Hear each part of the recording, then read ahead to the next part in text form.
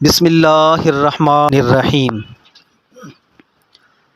pure herbal tips کے plate form سے السلام علیکم دوستو، جس کو نزلہ زکام ہو جائے اسے چاہیے کہ چائے بناتے وقت 1 چٹکی خشخاش اور 5 دانے مغز بادام کے پیس کر ڈال دے، یعنی دودھ، چینی، پتی اور پانی ڈال کر چائے بنائیں اور اس کے ساتھ یہ دونوں چیزیں بھی ڈال دیں